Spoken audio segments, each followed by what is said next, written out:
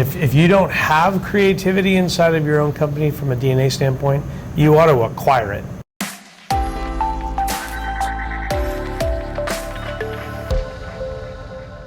I mean, I think it's a driving force.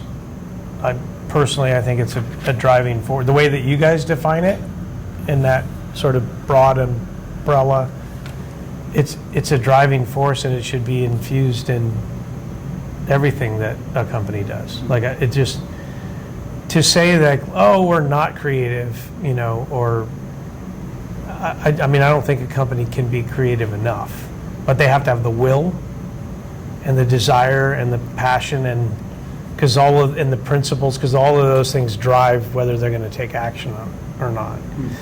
I'll say it this way: we live in a totally experience-driven junkie. Like, you become experience junkies whether you know it or not, right? So every time a new form factor comes out, or somebody delivers a new killer service, like Rich talked about with Uber, like, we all get sort of like, did you see how elegant? And then we talk about the ones that absolutely suck. Like, trying to do a simple task and it makes you do 20. You know, so I think if you're not paying attention to how to delight your audience, your users at every level, and if you don't have creativity inside of your own company from a DNA standpoint, you ought to acquire it. You ought to hire and acquire that and support it. It's like this notion that some CEOs are not into marketing. And I'm like, that's impossible. It's impossible to not be into marketing.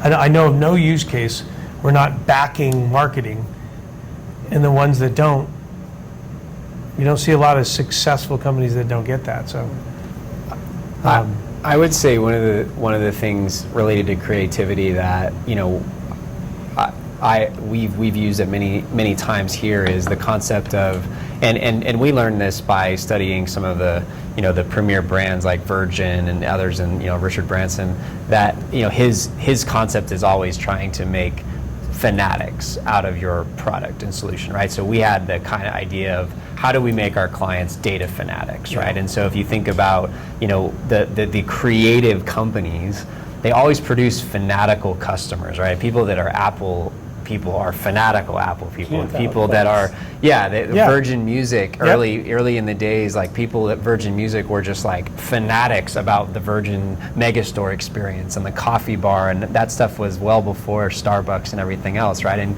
even Starbucks, I mean, people are just fanatical about, you know, those types of things. And I think that, you know, if you kind of frame your business in those lanes, right? I mean, I think it provides good frameworks and things to always kind of litmus test creativity. I mean, you know, people are fanatical about things they connect emotionally with, right? Almost always. So I think, you know, that helps set that foundation to wrap the creativity around and continue to, you know, look at, am I creating fanatics, or, you know, again, are people just using my thing because it's you know, it's there and it's valuable or whatever, right? But, you know, that would be something, and to create a solution or a product or a service that creates that, you have to have and hire and attract creative people, right? I mean, it's just because you have to stand out, you have to be unique, you have to have something that's a very unique experience. And so from product creation to service model to design, everything, you know, you have to have that infused into everything you do. So, I mean, it's very clear you guys have got a lot of creativity to your brand, to your events, to your solutions, to the way you engage your clients, to your wardrobe and shoes. So that's a clear aspect of VisiQuate and VisiQuate's character and personality. But I wonder, do you have an instinct with regard to where it comes from? Why do you have it? What has made that possible for you guys? Well, I like shoes. I like Italian. I like fine Italian shoes. So. Sure. It was a way to get free shoes, make the company pay for it. No, I think we were talking about this a little bit in the hallway. I would say I'm fascinated by the idea that you can teach this. I might be skeptical of that from where I sit, but depends on how hard somebody wants to work. I think that the left brain, right brain, the idea of the left brain, right brain balance, it's built into our logo actually. That's a metaphor for left and right. It's a metaphor for yin and yang.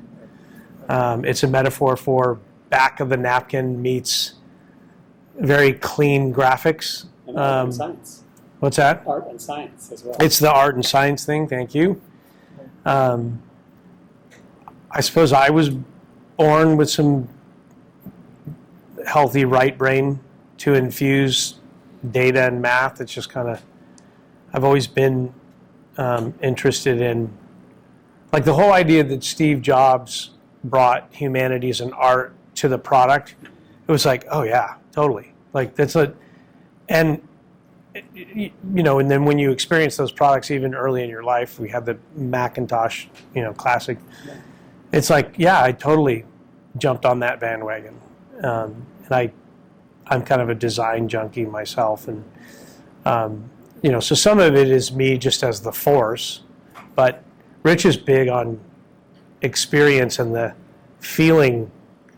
That's why he's chief experience officer, even though he joked about it. Like, he's passionate about, like, when you get that box from Apple and it's just, even the box is amazing. And, or when Uber first came out, I remember Rich saying, I want to order an Uber sometimes just because I think it's a cool experience, right? I want to order an Uber to order an Uber. I don't have anywhere to go, but.